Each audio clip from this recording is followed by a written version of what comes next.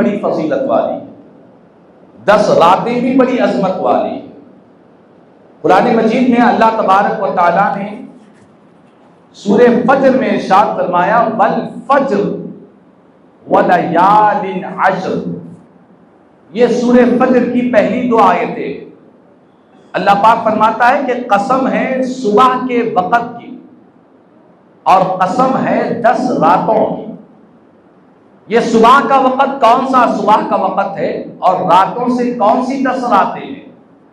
تو مفسرین کرام کی ایک بڑی جماعت نے کتب تفاسیر میں بیان کیا کہ صبح سے مراد ذی الحج کا جب چاند نظر آتا ہے اور جب پہلی صبح ہوتی ہے تو اس صبح کی قسم اللہ قرآن میں بیان فرما رہا ہے، اور 10 راتوں سے مراد یہ ذی الحج کی جو ابتدائی جو 10 راتیں ہیں، شروع کی 10 راتیں، 10 راتوں سے ذی الحجہ کی ابتدائی 10 راتیں مراد ہے۔ مطلب یہ ہے کہ اللہ تعالیٰ ماہ ذی الحج کی پہلی صبح کی قسم بیان فرما رہا ہے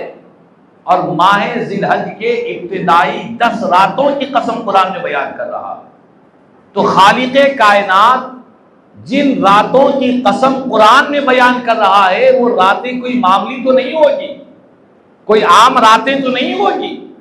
بلکہ وہ راتیں بڑی مقدس، متبرک، فضیلتوں والی، عظمتوں والی، برکتوں والی راتیں ہوگی۔ اور حدیث پاک ہے، اللہ کی صحیح بخاری شریف کی حدیث پاک ہے، اللہ کے پیارے نبی صلی اللہ علیہ وسلم فرماتے ہیں کہ اللہ کی جو عبادت بندے کرتے ہیں سال بھر، سال کے 12 مہینے جو اللہ کی عبادت کرتے ہیں، اللہ کو ہر عبادت کرنے والوں کی عبادت پسند ہے، لیکن حضور فرماتے ہیں کہ اللہ کو سب سے زیادہ جو پسندیدہ عبادت ہے، سب سے بڑھ کر جو محبوب پسندیدہ عبادت ہے، وہ کون سے دنوں کی عبادت ہے، کون سی راتوں کی عبادت جو اللہ کو سب سے زیادہ پسندیدہ ہے، سب سے زیادہ محبوب ہے۔ تو پیارے نبی فرماتے ہیں اللہ کو جو سب سے زیادہ پسندیدہ عبادت کا جو وقت ہے، فرمایا وہ ذی الحجہ کے ابتدائی جو 10 دن ہیں، ان 10 دنوں میں، ان 10 راتوں میں جو بندے عبادت کرتے ہیں ان کی عبادت اللہ کو سب سے زیادہ پسندیدہ ہے، سب سے زیادہ محبوب ہے، کہ خداوند قدوس کو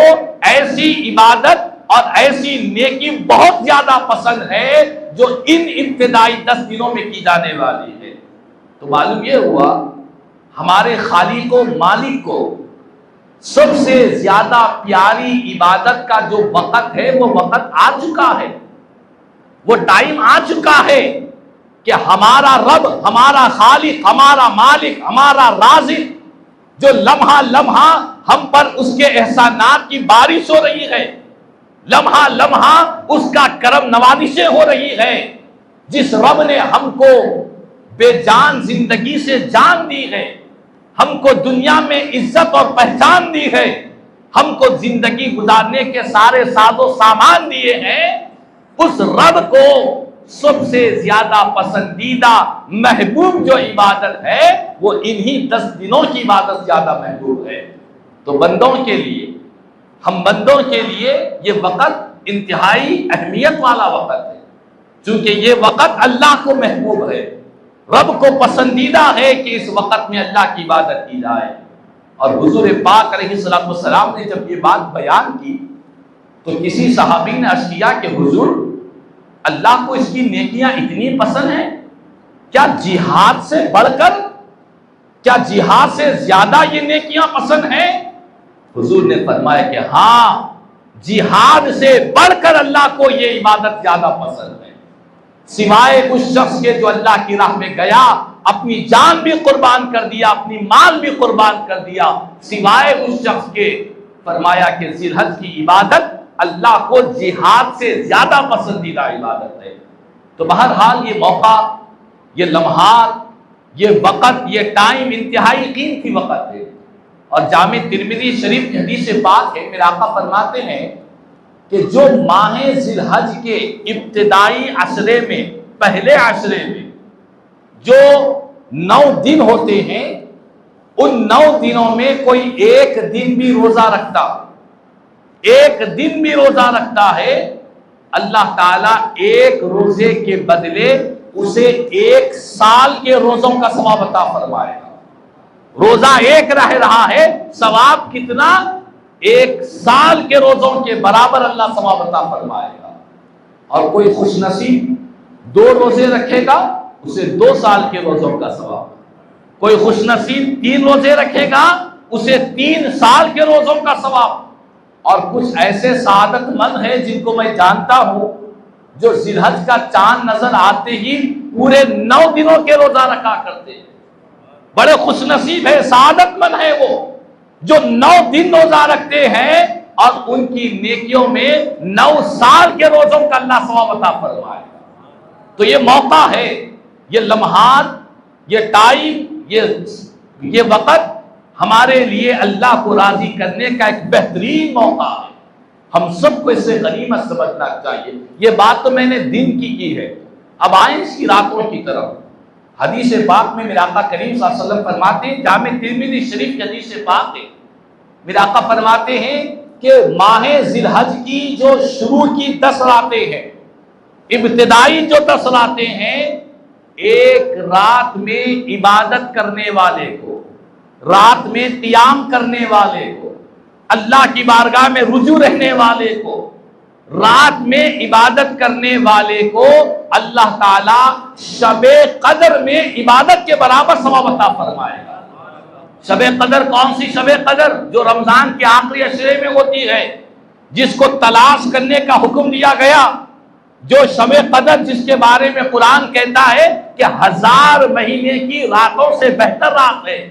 میرے آقا فرماتے ہیں کہ ذی الحج کے ابتدائی جو 10 راتیں ہیں، ایک ایک رات عبادت کرنے پر، نیکیاں کرنے پر، اعمال صالحہ کرنے پر اللہ تعالیٰ شب قدر کے برابر ثواب عطا فرمائے گا۔ تو بہرحال راتیں بھی مقدس ہے، دن بھی متبرک ہے۔ اب کرنا کیا ہے؟ ہمیں ان راتوں کی قدر کرنی ہے، دن میں روزہ رکھنے کی کوشش کرنا ہے۔ ہم دنیا کے معاملات سے اپنے آپ کو کچھ دیر کے لیے، کچھ وقت کے لیے فری ہونے کی ضرورت ہے اور اللہ کی بارگاہ میں رجوع ہونے کا وقت ہے۔ شیطان ہمیں ان نیک کاموں سے روکنے کی پوری کوشش کرتا ہے۔ شیطان کی پوری پلاننگ ہے کہ خدا کے بندوں کو نیکیوں کے موسم سے دور کر دے، لیکن یاد رکھ لیں، یہ عبادت کرنے والوں کے لیے، نیکیاں کرنے والوں کے لیے، اپنے مولا کو راضی کرنے والوں کے لیے، اپنی آخرت کو بہتر بنانے کی فکر کرنے والوں کے لیے یہ ایک بہترین موسم ہے۔ جس طرح ایک کاروبار کا موسم ہوتا ہے، ایک تجارت کا موسم ہوتا ہے، ایک بزنس ٹائم ہوتا ہے کہ جس میں انسان کم وقت میں بہت سا نفع حاصل کر لیتا ہے، بہت سا مال و دولت حاصل کر لیتا ہے، جس طرح عبادت، جس طرح بزنس کا، تجارت کا ایک موسم ہوتا ہے، تو ایک تجارت کرنے والا، کاروبار کرنے والا کہتا ہے کہ بھائی اب میرا موسم آیا ہے، چھوڑنے والا نہیں ہوں، دن میں بھی کماؤں گا، رات میں بھی کماؤں گا، کوئی وقت ضائع ہونے نہیں دوں گا۔